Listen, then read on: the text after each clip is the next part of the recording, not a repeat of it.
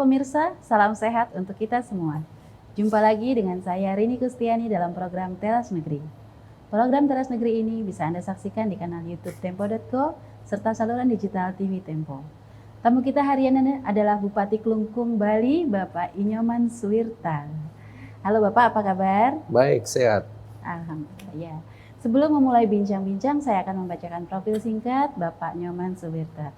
Bapak Inyoman Suwirta lahir di Nusa Penida, Putra Daerah. Lahir tanggal 1 Desember 1967. Beliau adalah Bupati Klungkung, Bali periode 2013 sampai 2023 nanti 23, ya Pak. ya, Nah, dua periode. Pemerintah Kabupaten Klungkung yang dipimpin oleh Bapak Suwirta mengusung visi Klungkung yang unggul dan sejahtera. Visi tersebut kemudian diterjemahkan dalam 5 misi. Seluruh visi dan misi ini tak lepas dari potensi Provinsi Bali dan Kabupaten Klungkung yang khususnya dalam mendorong sektor pariwisata. Kabupaten Klungkung memiliki destinasi wisata alam, wisata budaya, wisata adat, hingga desa wisata dalam mendukung pembangunan masyarakat. Salah satu destinasi wisata populer di Kabupaten Klungkung adalah Nusa Penida, yang letaknya terpisah dari Pulau Bari. Di Kecamatan Nusa Penida terdapat 3 pulau besar ya Pak, yaitu Pulau Nusa Penida, Pulau Nusa Lembongan, dan Pulau Nusa Ceningan. Bagaimana strategi pemerintah Kabupaten Klungkung dalam mendorong pariwisata? Langsung saja kita berbincang dengan Bupati Klungkung, Bapak Inyoman Suwirta. Bapak, ini Kabupaten Klungkung memiliki potensi pariwisata yang luar biasa, pesona alam, budaya, adat. Nah, bagaimana pemerintah Kabupaten Klungkung mengidentifikasi setiap potensi tersebut untuk meningkatkan kesejahteraan masyarakat? Baik, terima kasih Mbak Rini. Ya. Jadi Klungkung ini kan merupakan kabupaten yang paling sempit ya di Bali. Dan Klungkung mempunyai kekhasan karena sebagian wilayahnya 2/3-nya terpisah dari Pulau Bali. Kan total luasnya 315 km persegi. Jadi 2/3-nya 215 ada di Kepulauan Nusa Penida.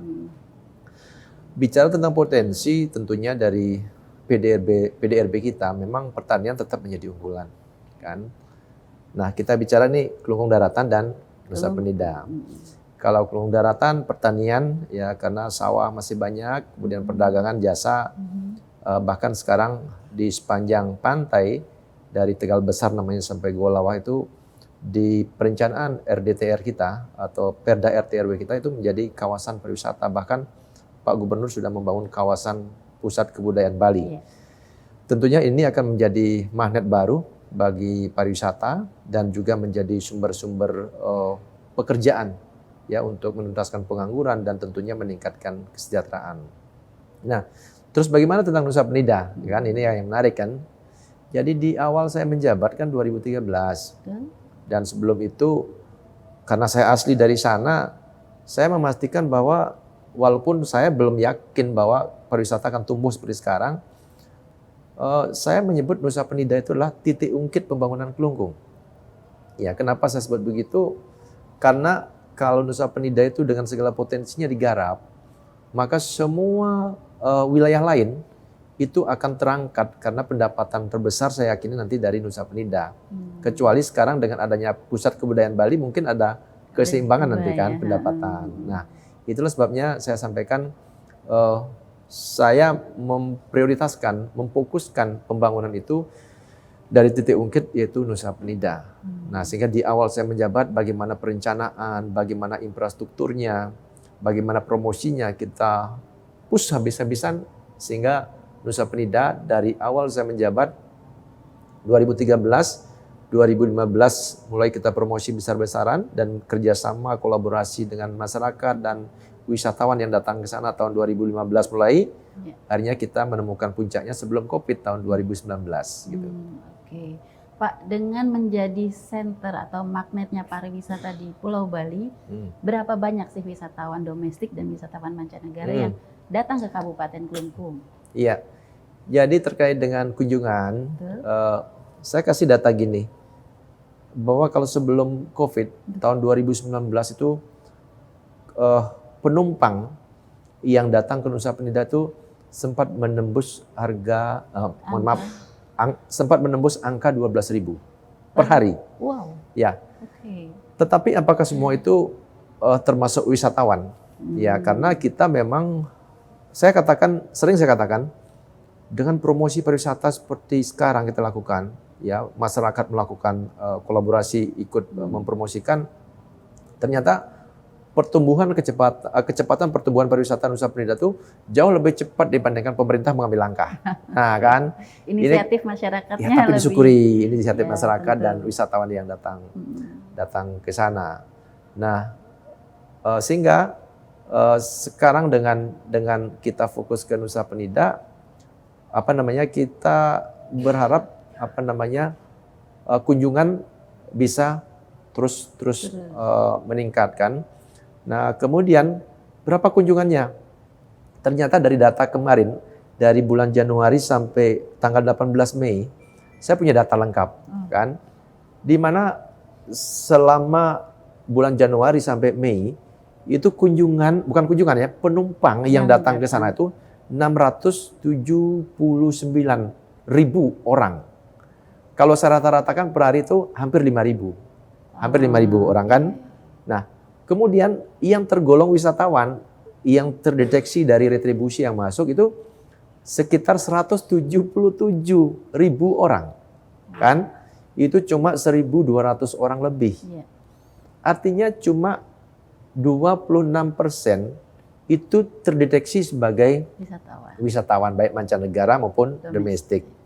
Terus sisanya siapa itu? Nah, sisanya ini karena Nusa Penida ini selain mempunyai destinasi yang bagus, juga menjadi tujuan ya perjalanan spiritual. Saya tidak menyebut wisata spiritual, kan, tapi perjalanan spiritual. Ini dibuktikan kalau setiap hari orang ke sana itu hanya memakai pakaian sembahyang. Orang-orang Bali itu banyak sekali. Nah, tetapi mereka rata-rata kalau berkunjung ke Nusa Penida biasanya menyempatkan diri juga berkunjung ke destinasi pariwisata. Nah, itulah sebabnya saya meyakini bahwa Nusa Penida ini dengan perjalanan spiritualnya, ada pura dalam pet di sana, ada pura Giri Putri, dan ada tempat spiritual yang lain. Saya yakini kolaborasi ini yang menyebabkan Nusa Penida itu banyak dikunjungi oleh pengunjung, baik itu menjadi wisatawan maupun menjadi penekun spiritual. Nah, berarti ada magnet lain nih Pak di dalam Betul, Nusa Penida betul. yang mampu menarik kunjungan. Nah, sebenarnya berapa lama tuh Pak? Bapak kan disebut 117.000 wisatawan ya.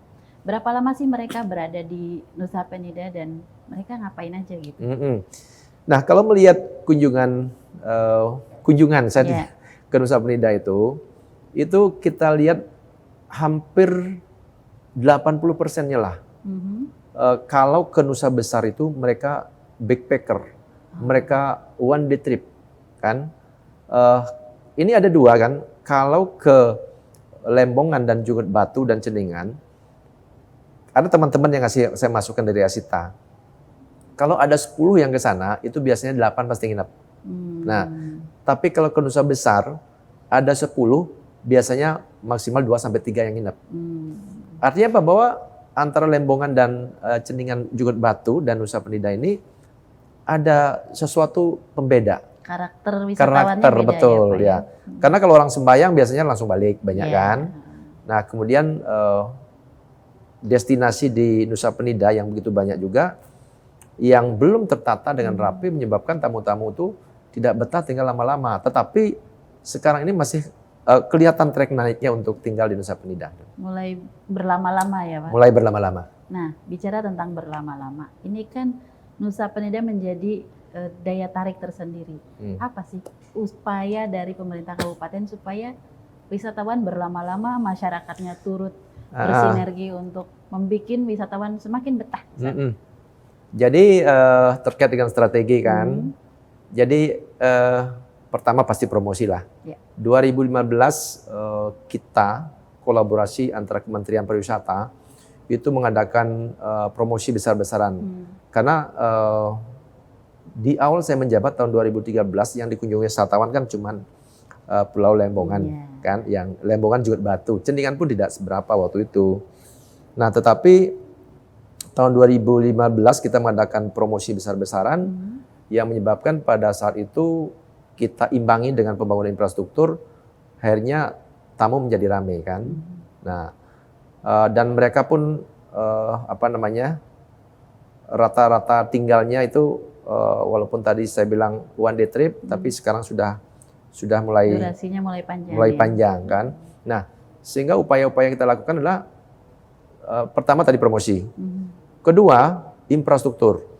Nah, yang ketiga ini, Nusa Penida kan mempunyai banyak sekali tempat atau destinasi yang alami, yang masih original, yang kita poles sedikit saja, tata sedikit saja, itu membuat wisatawan akan lebih betah datang di sana. Nah, sekarang ini orang datang ke Nusa Penida kenapa bolak-balik ya, cepat baliknya? Karena mereka mungkin tidak betah lama-lama di destinasi.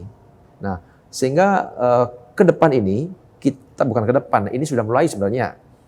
Kita membuat perencanaan, membuat konsep One Gate, One Destination. Apa itu, Pak? Nah, di mana setiap destinasi kita tata dengan rapi. Kita siapkan perencanaan, kita siap anggaran, sehingga mereka nanti betah berlama-lama. Jadi Nusa Penida itu kan lebih dari 15 destinasi ada. Kalau 15 destinasi, mereka satu destinasi 1 jam, kan? Atau minimal 30 menit lah, pasti nginep mereka. Masalahnya sekarang kan mereka dengan cepat menikmati karena panas, kadang-kadang mereka buru-buru kan, ingin segera balik. Nah, sehingga kita sedang mengupayakan ke arah sana. Selain masyarakat sudah menyiapkan berbagai bentuk akomodasi, restoran, kemudian homestay kan, kemudian menyiapkan UMKM-nya sebagai oleh-oleh, ya jadi termasuk juga kebudayaannya. Nah ini kan belum terkemas dengan baik. Sekali lagi saya katakan, Nusa Penida ini baru berkembang 4 tahun plus 2 tahun, baru 6 tahun. Apalagi jeda dengan COVID kemarin 2 tahun, untuk recovery itu kan memerlukan waktu yang cukup lama kan.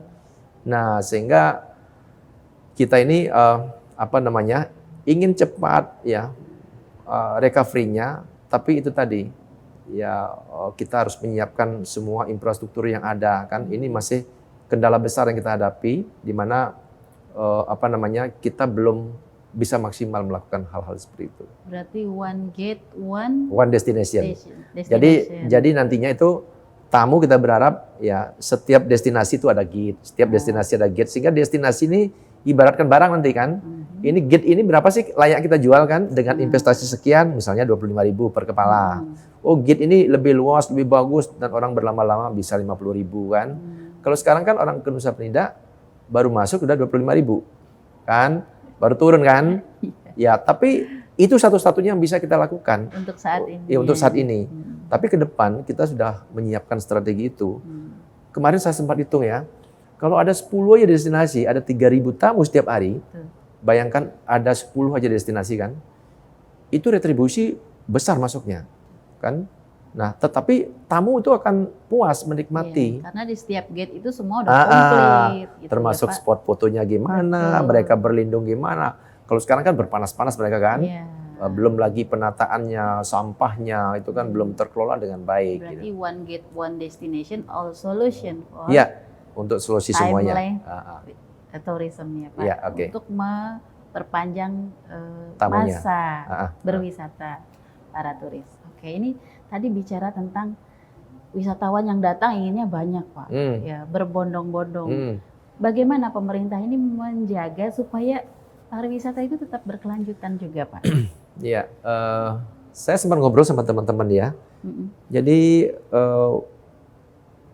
Pak Nyoman itu perlu quality apa quantity kan? Nah kan itu kan. Jadi Nusa Penida ini kalau dibilang luas, lumayan luas lah. Tapi untuk ukuran kabupaten sempit kan. Nah sehingga kita sudah berupaya nih membuat sebuah perencanaan, membuat master plan agar jelas nanti Nusa Penida ini wisatawan seperti apa sih maunya kita, agar Nusa Penida ini tetap terjaga untuk anak cucu kita. Nah, sehingga sekarang kemarin saya bertemu dengan Bappenas kan, kita juga sedang menyiapkan master plan, tapi ini belum selesai nih, ya karena keburu saling ambil pekerjaan sehingga kita nggak jadi kan. Tetapi RT RW kita itu sudah kita siapkan perencanaannya kan. Nah, jadi yang kita fokuskan adalah kualitas. Nah, tapi kita nggak juga milih-milih dalam artian, oh ini nggak berkualitas, bukan begitu kan. Tapi minimal Nusa Penida ini kita tata dengan baik, sehingga tamu-tamu yang punya kualitas untuk menjaga lingkungan, untuk menikmati Nusa Penida dengan ikut menjaga Nusa Penida, kan. Kemudian mereka memang benar-benar berlibur. Nah, itulah yang datang, bukan tamu-tamu nanti yang datang ke sana buang sampah balik, bukan begitu. Berarti wisatawan yang penuh dengan kesadaran. Penuh dengan kesadaran. Mereka Mereka healing di sana kan, mereka berbau dengan masyarakatnya. Tapi tidak mudah mewujudkan seperti itu, kan? Mimpi kita bisa seperti itu, tapi ini perlu proses, perlu kerjasama yang baik dengan masyarakat, dengan stakeholder yang ada. Jadi sekali lagi kami sangat menekankan dan berharap ya quantity yang paling penting. Tapi ketika bicara quantity, kita harus perlu proses nih, kesadaran pemerintah, peran pemerintah, kesadaran masyarakat, dan kolaborasi dengan semua pihak itu kan. Quality Ya. Oke, bicara tentang mau meningkatkan nih kualitas pariwisata di Kabupaten Kelungkung, terutama di Nusa Penida. Apa sih yang pemerintah kabupaten butuhkan dalam mendorong itu? Entah mungkin infrastruktur atau promosi yang seperti itu, Pak? Kebutuhan yang paling utama adalah sumber daya manusia. Itu pasti. Kan kita bicara tentang infrastruktur, tapi kalau sumber daya manusia tidak mendukung, itu juga tidak akan maksimal. Tapi tentunya peran pemerintah ini dulu nih, kan, peran pemerintah. Nah, sehingga kalau sumber daya manusia sudah kita dapatkan,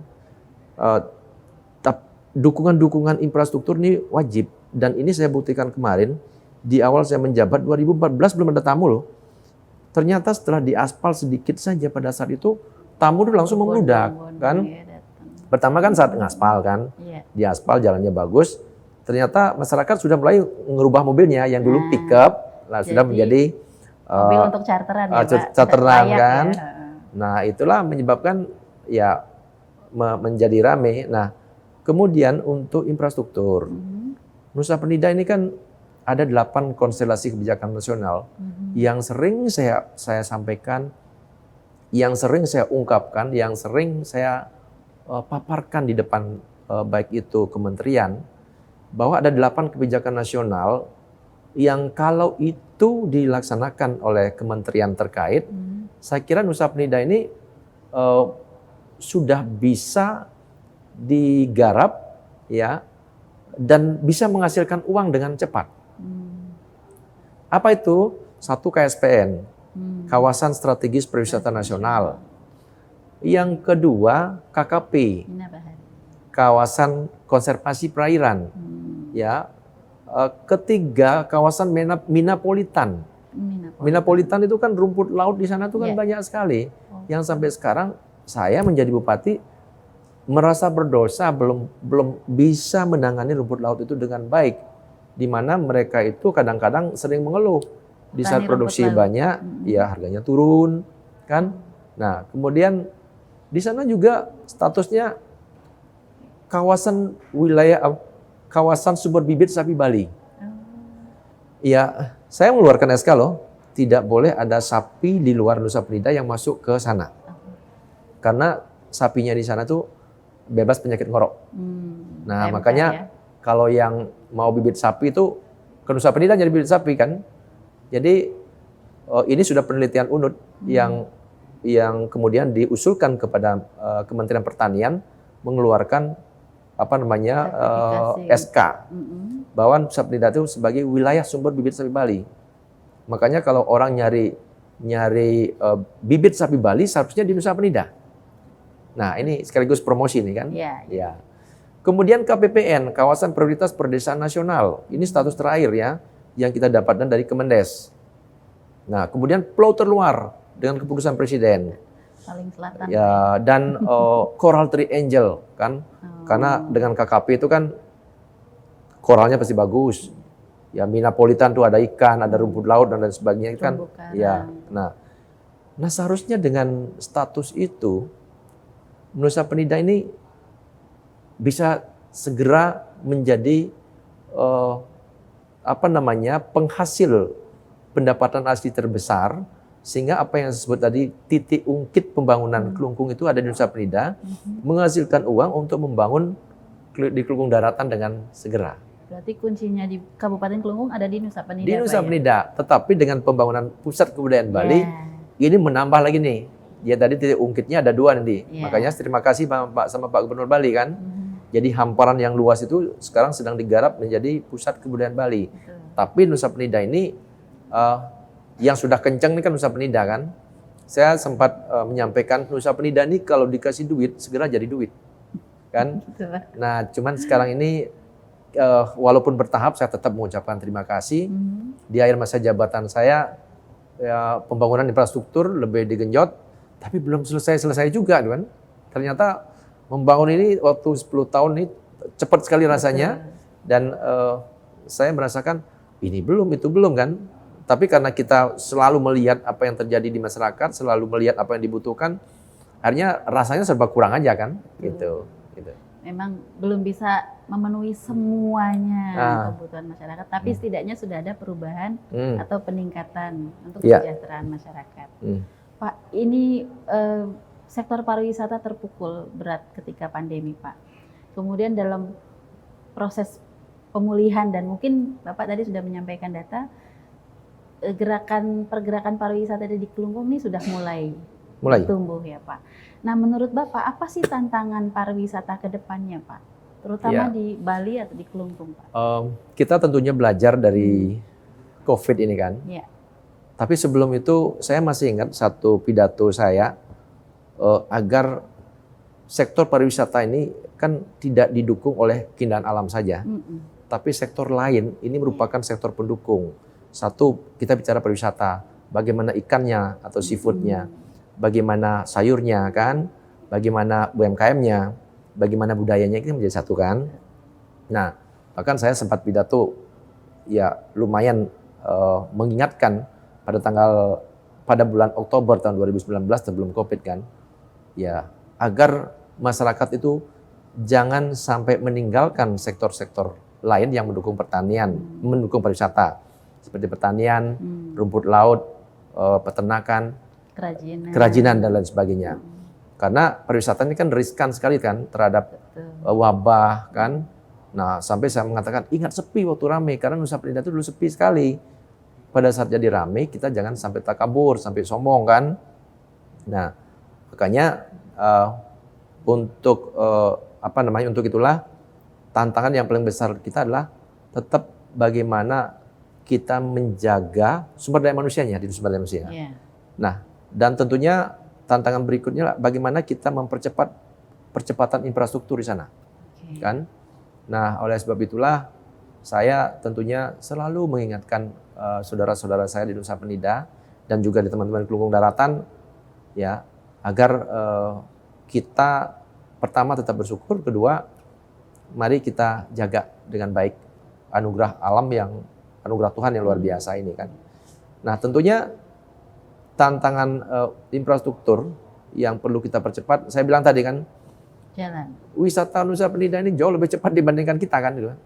Makanya kolaborasi pemerintah provinsi, pusat ini tetap harus kita jalin dengan baik, sehingga infrastruktur ini sebagai pemicu atau pemantik daripada tamu-tamu agar nyaman di Nusa Penida ini, termasuk di Kelungkung Daratan, itu bisa kita kerjakan dengan cepat.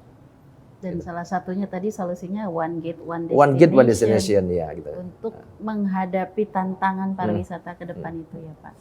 Oke Bapak, kita sudah di penghujung acara Teras Negeri. Silakan Bapak menyampaikan closing statement. Baik, masyarakat atau Bapak Ibu yang suka berwisata, ini Bali kan merupakan salah satu destinasi yang paling terkenal di dunia kan. Tapi kami di Kelungkung mempunyai namanya Nusa Penida. Banyak sekali destinasi yang ada di sana yang sudah terkenal, ada Kelingking, ada Broken Beach dan lain sebagainya. Tapi ingat loh, masih banyak destinasi yang tersembunyi yang belum diungkap. Nah, maka dari itu Bapak Ibu jangan mengatakan ke Bali kalau belum ke Nusa Penida. Nah, pasti penasaran kan? Mari silakan ajak keluarga, ajak teman, sahabat untuk berkunjung ke Nusa Penida dan setelah itu balik ke Kelungkung karena penyeberangan sudah ada dari Kelungkung Daratan juga. Luar biasa sekali ajakan dari Pak Bupati ini. Langsung ya pemirsa, Pak Bupatinya yang ajak nih untuk datang berwisata ke Nusa Penida ya Pak. Jangan lupa belanja dan berlama-lama di sana. Iya, betul. Baik pemirsa. Belanja dan nginap. Oh iya, saya suka sampaikan bahwa urusan akomodasi, jangan khawatir. Di Nusa Penida itu sudah ada 4.000 lebih kamar. 4.200-an. Ada homestay, ada hotel. Kan tinggal pilih mau ya, Pak. mau yang budgetnya 1 juta ke atas, mau yang budgetnya di bawah 500 ada. Restoran pun ada lebih dari 400 restoran, kan? Jadi destinasi tempat diving, snorkeling itu udahlah pokoknya banyak. Akomodasi lengkap, aktivitas komplit. Iya. Mari berlama-lama, mari belanja, happy, healing sempurna ya Pak. Healingnya lagi satu. Kalau mau semedi di sana tuh pokoknya ngelihat laut yang selalu eksotik berubah setiap hari kan. Mantap sekali. Terima kasih Bapak. Terima kasih. Baik pemirsa, Teras Negeri akan kembali berbincang dengan sejumlah kepala daerah yang banyak memberikan inspirasi untuk kemajuan negeri. Saya Rini Kustiani beserta kru yang bertugas pamit undur diri. Sampai jumpa. Ya. Makasih Bapak.